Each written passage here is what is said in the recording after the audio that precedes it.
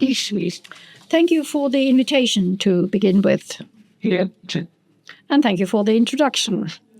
After 1945, very different cultures and politics of memory rapidly developed in East and West Germany. In each political system, history gave meaning to the present and future. This was clearly visible in public spaces. In the Soviet and Western occupation zones, the local authorities took down Nazi monuments and changed the names of streets and squares that recalled the Nazi past. However, in contrast to West Germany, the German Democratic Republic also removed the vindicatory reminders of colonialism from the streetscape. In Leipzig, for example, the decision was taken as early as 1947 to rename Lüderitzstraße, Windhockerstraße, Swakopmundstraße, and Waterbergstraße. A complex of streets that commemorated people and places inextricably linked to the genocide of the Oberherero and Nama. The renamed streets presented an idealized image of a seemingly innocent past and were meant to show the anti-colonial identity of the young East German state, which allied itself with the decolonization movements in former colonies after the Second World War. Decades later, this goal was written into the East German constitution.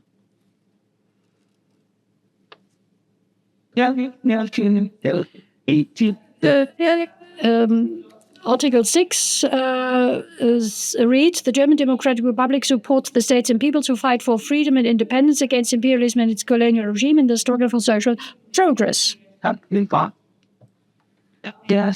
This goal also found expression in realpolitik, as decolonization provided the opportunity for socialist expansion and for the establishment of the viable relations the GDR needed to advance its overarching political, economic, and geostrategic interests in Africa and Asia. At the same time, the GDR pursued these interests through soft cultural diplomacy. This was particularly true of the 1950s and 1960s, when East Germany sought to undermine the West German Hallstein doctrine, which regarded recognition of the GDR under international law as an unfriendly act that could potentially be met with multi-level sanctions. By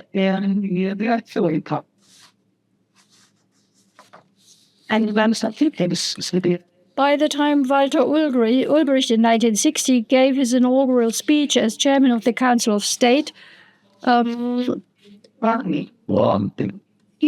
Africa for African was a much invoked foreign policy principle, and the African independence struggle were at their peaks.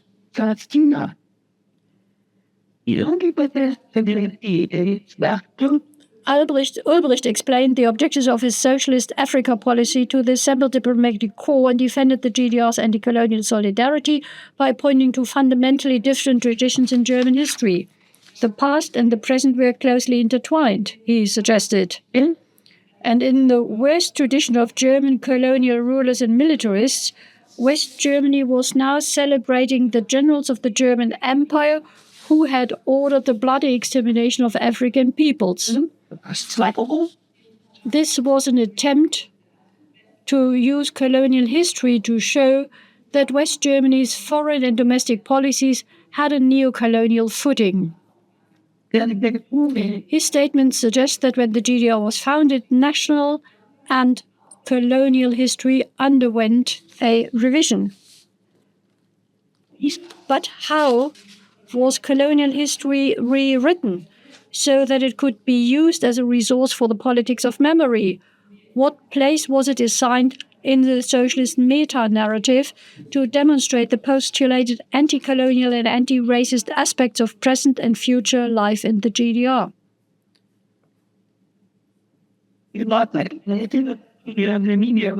In the following, I will concentrate on colonial Namibia, which, in the constellation of interests of the Cold War, played a special role. especially the genocide of the Oberherrenheimer in particular was crucial to the politics of memory in East Germany. The reason was that in the post-war decades, colonial crimes were linked to the Holocaust and took on a special relevance. How did it come about? In 1955, the records of the Imperial Colonial Office were transferred to the GDR, giving the country exclusive access to original sources and largely shutting out West Germany.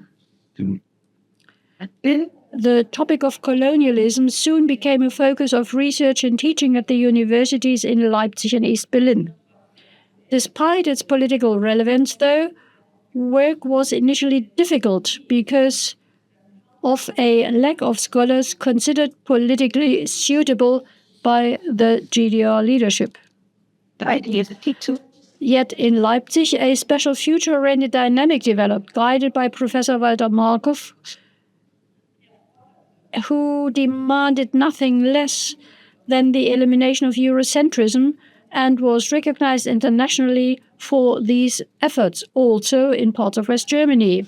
His progressive views captured the spirit of the times as socialist Africa studies took on enormous political significance after 1960. Its increased prestige was also expressed institutionally. As director of the Africa Institute and president of the German African Society in East Germany, Markov systematically promoted the education of young historians who were favorably disposed toward a socialist conception of humanity and history and who produced numerous studies of German colonial history. Although a Marxist-Leninist meta-narrative was the binding foundation of their work, they had to decide which rhetorical, aesthetic, and narrative strategies were needed to write a distinctly anti-racist and anti-colonial history. However, it was initially East German fiction writers who re-examined colonial history.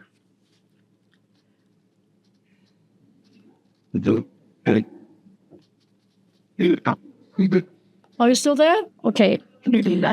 In 1952, Walter Schlieper published his historical novel Schwarz und Weiß am Waterberg under the pseudonym Maximilian Scheer. After emigrating to France in 1933 and then settling in the United States, Schlieper returned to the Soviet occupation zone in 1947 and worked successfully as a writer and journalist in East Germany.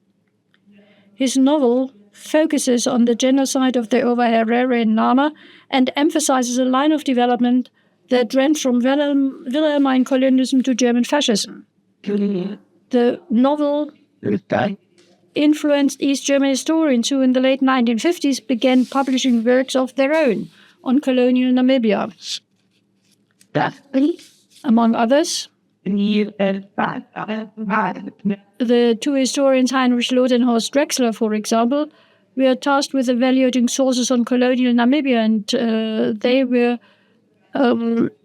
instructed to check early sources. Loth postulated a link between colonialism and National Socialism in 1966. Drexler published Südwestafrika unter deutscher Kolonialherrschaft, der Kampf der Herero-Nama gegen den deutschen Imperialismus. This was the first major study to treat the events of 1904 to 1907 as both an organized genocide and the first German genocide, and thus to make a linguistic connection to the Holocaust. The work was republished several times until the 1980s. Since the 2000, the continuity thesis had sparked intense debate in historical scholarship, but its East German origins are usually completely ignored. In East German historiography, it was part of a binding theory of fascism from the start. But it would be inadequate to view this narrative as resulting solely from an interpretation stemming from the philosophy of history.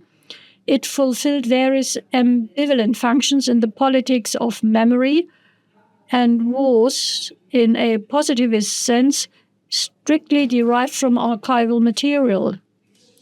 Terms such as concentration camp, extermination, and annihilation were adopted from the sources and produced their own historical semantics against the backdrop of the politics of memory in the 1950s and 1960s.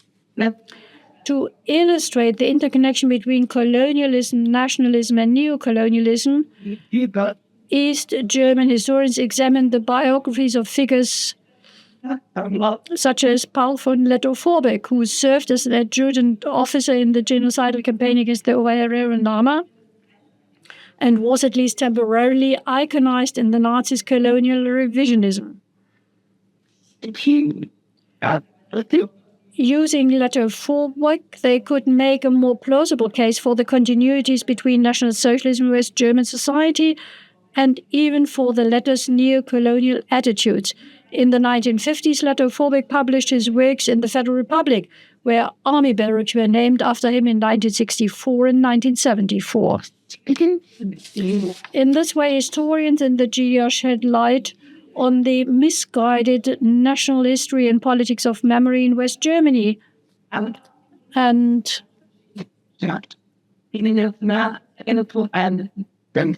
criticized a type of historical scholarship that interpreted National Socialism as a mere accident of history, and that avoided mere profound historicization. In West Germany, colonialism was initially treated as a mere footnote of history.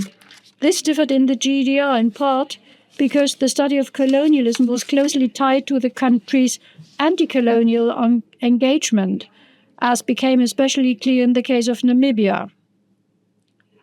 In contrast to West Germany's policy towards South Africa and Namibia, the GDR distinguished itself as a potential sister state, partly or precisely because it faced restrictions on direct diplomatic ties with the other countries until the 1970s.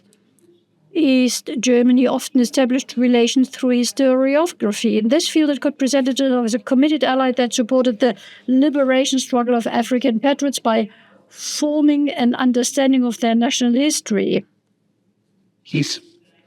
This could be seen in publications that highlight the great tradition of the struggle by the Oberherero against German imperialism before the First World War. As Hellstrecker seminally noted, such works were a great help to the inhabitants of Southwest Africa in their fight for political independence. This is a reference to the Southwest African People's Organization, SWAPO, a Marxist independence movement founded in 1960 that took up arms against the apartheid regime and foreign rule by South Africa in 1966. Horst Reckler's monograph was read as both political and anti-colonial. The same applies to the dissertation of his colleague Helmut Bley. It was banned by the South African regime without further ado. In contrast, Sam Nujoma, then President and Chairman of SWAPO and later Prime Minister of independent Namibia, acknowledged its anti-colonial historiographical solidarity. Since the 1980s, Drexler's monograph has contained a foreword by Nujoma, and around this time, at the UN's initiative, the work was translated into several languages, reflecting the West's recognition of Namibian independence as an important political goal. The genocide in the former German colony of Southwest Africa was also central to SWAPO's efforts to support the African independence movements, as it could be used to postulate a politically controversial continuity with the apartheid regime in South Africa. From its perspective, international intervention in the conflict was a moral imperative, especially against the backdrop of National Socialism. The programmatic demand of an anti-colonial historiography in the GDR was also reflected in the description of the resistance movements against the German colonial power. GDR historians focus on protagonists such as Jacob Mrenga and Samuel Maharero and their capacity, their agency to act. By the way, there are lots of photographs that were taken at the start of the 20th century and that show how African actors used this medium to follow their own representative interests and that were reflected in GDR historiography. Even if colonial cliches did not disappear entirely from their work, their intention to break with colonial conventions is clear. The heroic figures and freedom fighters who resisted the colonizers served as role models for the Namibian independence movement and were described accordingly. Although the struggle against colonial rule had no prospect of success, the fighters were portrayed as mounting heroic resistance. As appropriate class warriors, they were attributed what was at least a moral victory.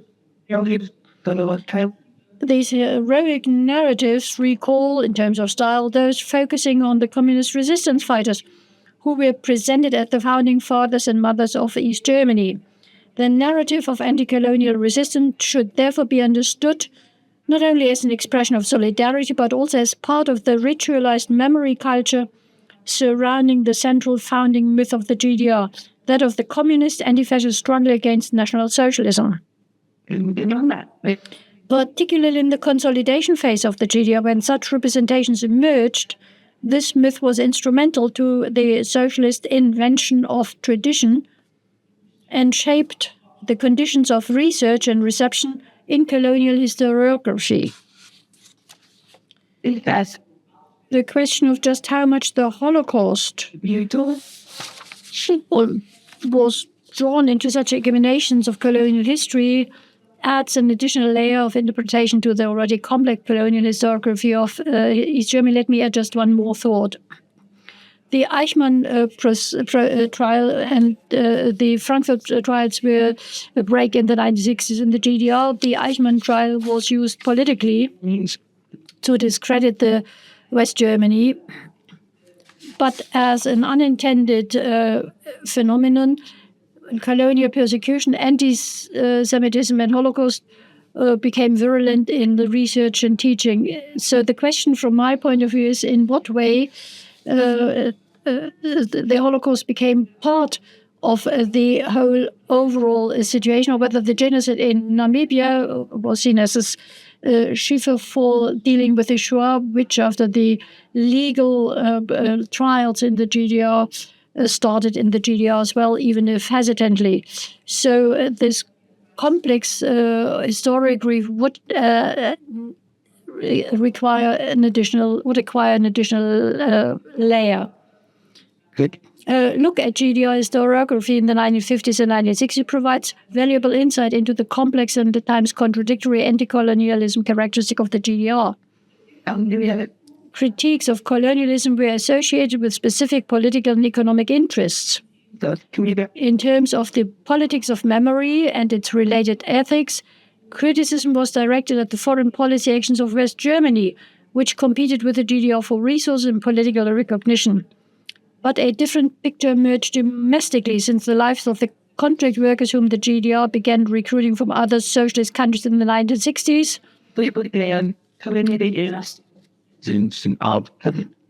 Above all, from Vietnam and Mozambique, were marked by both everyday and structural racism.